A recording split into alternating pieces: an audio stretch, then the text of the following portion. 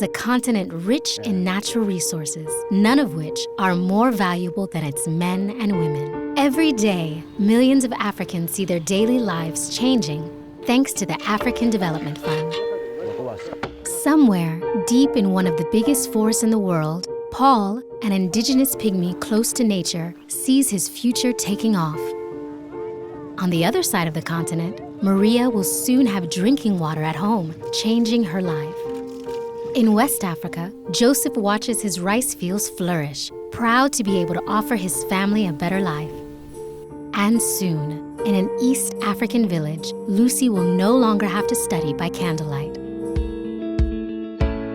Billions of dollars donated or loaned have saved and transformed millions of lives. Here are just 4 of these stories. First up, Kenya. Here, the Menengai geothermal project will make up for the lack of electricity that affects half of the country's population. Over $500 million have been invested by the African Development Bank and its partners to bring electricity to 500,000 homes and 300,000 businesses. Clean, affordable, sustainable energy. In a few months' time, Lucy, a 14-year-old schoolgirl, will no longer have to help her mother chop wood for cooking or heating in the evenings. The home will no longer be lit by a dangerous kerosene lamp.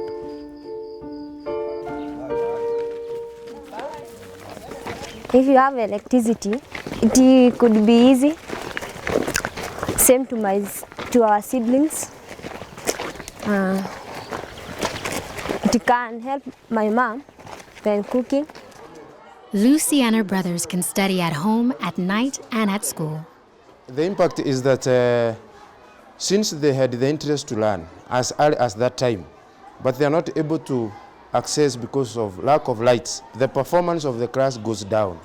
They are not able to learn very well because they just learn for a few hours because they do not have access to light.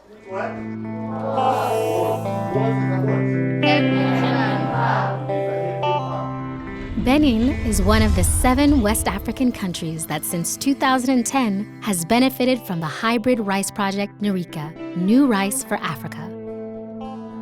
20 varieties of this rice were perfected in the laboratories of the Africa Rice Center in Cotonou, adapting them to areas affected by varying degrees of climate change. Farmers are able to harvest sooner, every 3 or so months. It has a higher yield, is better tasting and nutritious. It is estimated that 241,000 farming families have tripled their incomes. This new Rice for Africa also contributes to food security as it requires less water and can be sold all year round at an affordable price. Joseph, 51 years old, is one of the 15-member farming group. Thanks to Nerica, his children are able to go to school and their living conditions are greatly improved. We use the Nerica 14 and Nerica 20 varieties.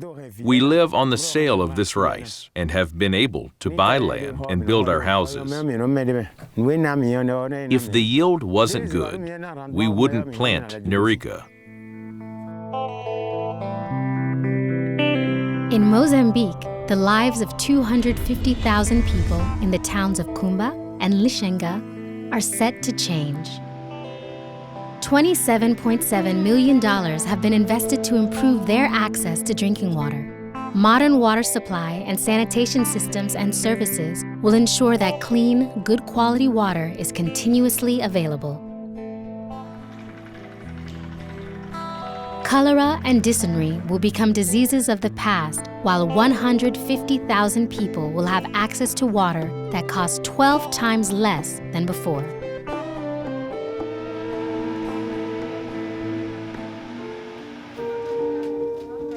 It can't flow too soon for 58-year-old housewife Maria. She gets up at 6 each morning to walk 2 kilometers to fetch 8 liters of water, the first of 3 daily trips. The situation is really difficult for us here. We have to walk long distances to fetch water. It can take up to an hour to walk to the public water point on very rough roads that are difficult to negotiate. The lack of water has had dramatic consequences for our village. When we have access to water here, everything will change. I'll be able to wash the clothes and give the children a bath. Doing the dishes and the housework and cleaning the school will be easy. It will bring so many advantages for us, and the idea makes me very happy.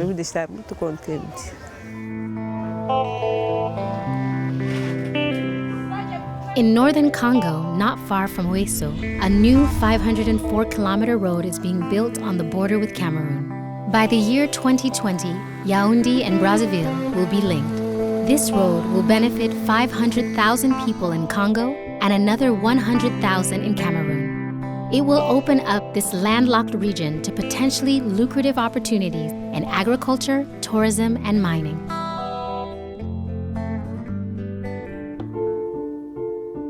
Local indigenous pygmies like Paul, who live in the forest, are changing the way they work whilst maintaining their traditional role as guardians of nature.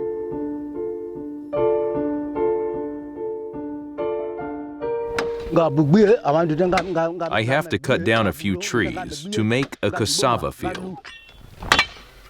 Growing cassava and other crops has led them to form a farming group and to sell their produce to passing trade on the road. When the road was built, we formed this association because before the road, we earned no money. We hunted, but as there was no traffic, we never sold anything. It was for our personal consumption. Now, thanks to the road, we can sell our hunting, fishing, and farming products and make money to build houses and furnish them. This passing trade brings an income so we can prepare for our future and that of our children.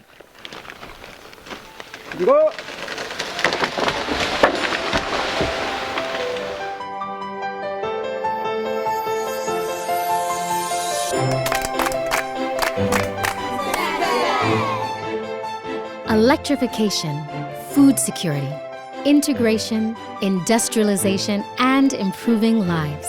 5 priorities that will unleash the potential of Africa.